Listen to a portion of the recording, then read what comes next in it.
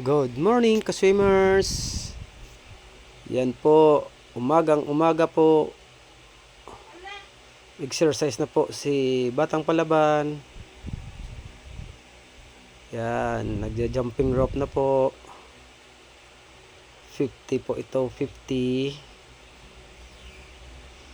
Yan. Maliit lang kasi yung lugar namin dito, kaya pagpasensyahan nyo na. Yan po, si Batang Palaban. Yan, pagkatapos pull up po, 60 seconds po yan, pull up. Yan. Pagkatapos ng 60 seconds, iba naman. Yan. Pagkatapos niyan, si Batang Palaban po ay before po magpunta ng pool. Yan. Yan po yung kick. Freestyle kick. Kasi po kailangan po ito sa freestyle, yung bumilis yung kick ng paa niya. Ito yung kasing mahina sa kanya yung paa niya. Pero okay lang. Tuloy-tuloy lang yung pag-ensayo. Yan po si Batang Palaban. Pawis na po yan. Pagod na. Ay, pagod na.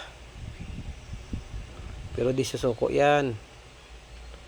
Tuloy pa rin yan. Yan. Do parang 60 seconds din ulit ito eh. 3 set. 3 set po ito. 60 seconds. Yan. Yan naman. Pagod na yan. Hindi na nga makatalon. Yan. Op. Hindi na rin makatalon. Pagod na si Batang Palaban. Pagkatapos dito, punta na kami ng pool. Abangan nyo sa susunod namin. Punta na kami ng pool. Yan. Yan, hirap na tumalon ni Batang Palaban. Okay guys, salamat po. Pagkatapos nito, magbibihis na po kami. Punta na po kami ng pool, swim pool. Bye bye po.